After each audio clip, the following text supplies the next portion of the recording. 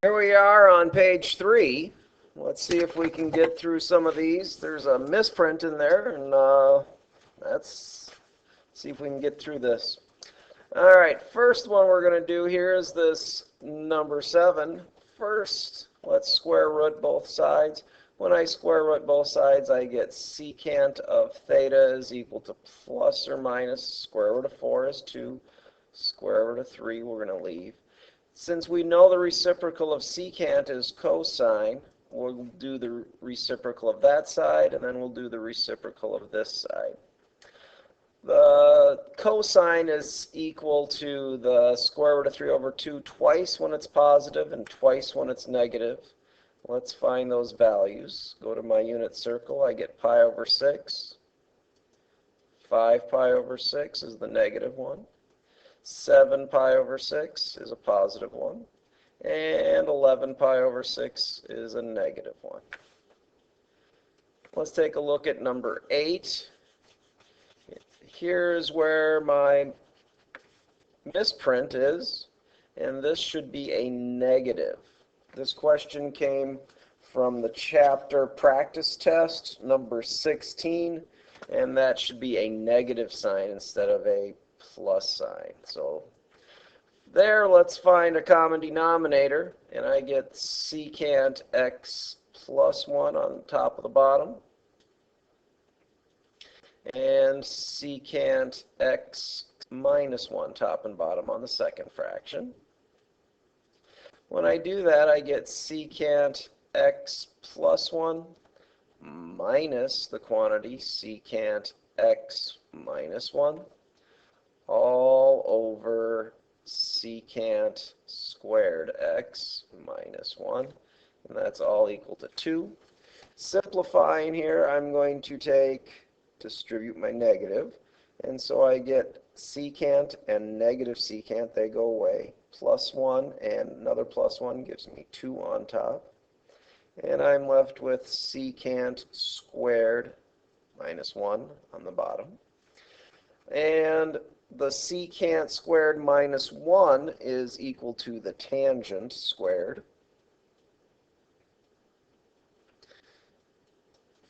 And let's move this up here. And then I'm going to multiply both sides by the tangent. So I get 2 equals 2 tangent squared. Divide by 2. Divide by 2, I get 1 is equal to the tangent squared. And if I square root both sides, I get that the tangent of x is equal to plus or minus 1. If I go to my unit circle to find out where the tangent's equal to plus or minus 1, the first one I find is at 45 degrees, or at pi over 4. And this is where a lot of you made a common mistake on the last one. Just because our table only has the first quadrant, we know if we look at the points, the sine and cosine are both the square root of 2 over 2. Well, to get the negative one, we go to 3 pi over 4. They're both the same values, but one of them is negative. If I go down to 5 pi over 4, negative divided by negative is positive. And when I go to 7 pi over 4, I get a negative 1 also. So we get 4 values. Move on to the next one here, number 9. First thing I'm going to do with this one is I'm going to move it to the other side. So I get secant theta is equal to 2 tangent theta. And then I'm going to rewrite this as 1 over the cosine. And this is going to be 2 times the sine of theta over the cosine. And I'm going to do some cross multiplying here. So I get 1 times the cosine is the cosine. And then 2 sine theta cosine theta. Good way to get rid of fractions like that.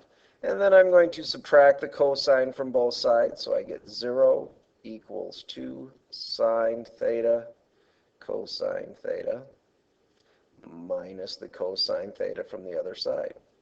Now, if there's a cosine in that term and a cosine in that term, I'm going to pull that cosine out front.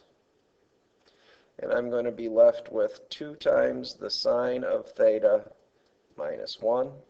And so we have 2 cases here. Notice that we have things in sine and cosine. As long as it still factors, we're okay with that. And so I get the 2 cases, one where the cosine is equal to 0, and one where, if I move this to the other side, divide by 2, one where the sine of theta is equal to positive half. If I go to my unit circle, the cosine is equal to 0 at pi over 2 and 3 pi over 2. And the sine is equal to a half. This has to be just the positive. That happens at pi over 6 and 5 pi over 6. The next one we're going to do, number 10, looks like this. I'm going to see if I can move everything to one side. I get the sine squared minus the sine minus the 2 is equal to 0. That's factorable, so I'm going to do that into the sine of theta in both front positions. And I'm going to go with a minus 2 and a plus 1. We have 2 cases here, one where the sine of theta is equal to negative 1, and one where the sine of theta is equal to 2. Well, sine of theta is equal to negative 1 at 3 pi over 2. And the sine, since it oscillates between negative 1 and 1, is never going to get to 2, so that part is the no solution. Let's move on to question number 11.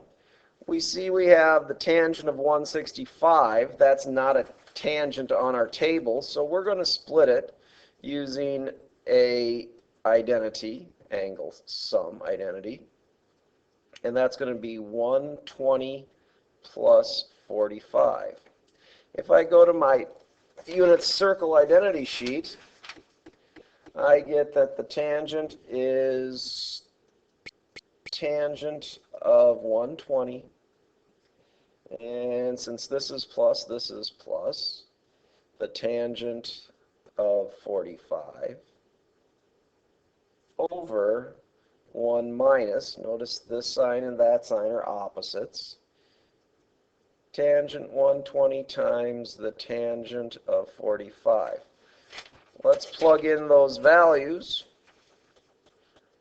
I go to tangent of 120. Notice that at 120 we don't have a value in our table, but we know that the tangent is the sine divided by the cosine, so I'm going to take my y value divided by my x value. I get the square root of 3 over 2 divided by negative half gives me the negative square root of 3 plus the tangent of 45, that's square root of 2 over square root of 2 divided by the square root of 2 over 2. So I get 1 there, over 1 minus negative square root of 3 times 1. Simplifying, I get negative square root of 3 plus 1 over 1 plus the square root of 3. And we need to rationalize that, so I'm going to multiply both top and bottom by, and let's pause right there.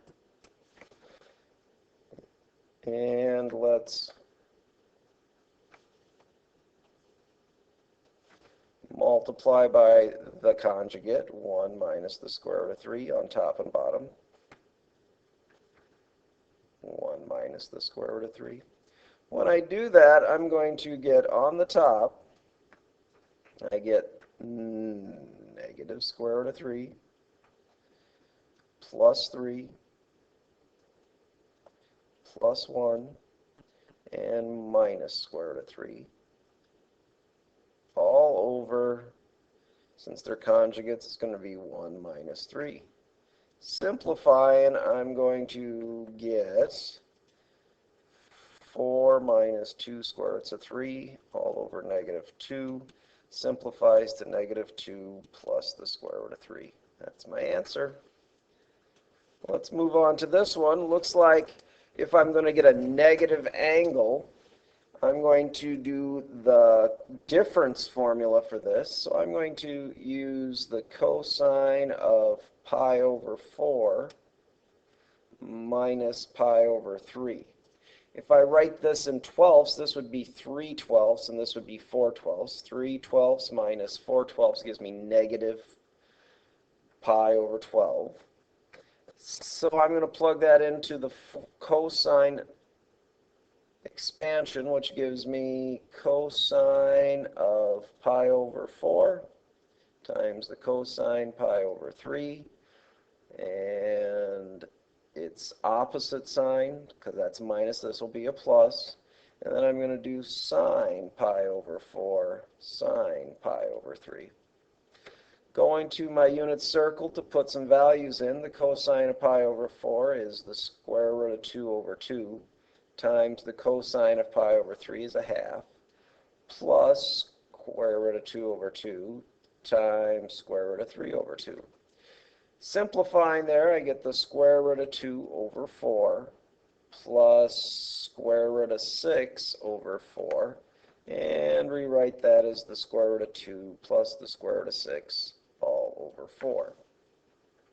Let's try number 13.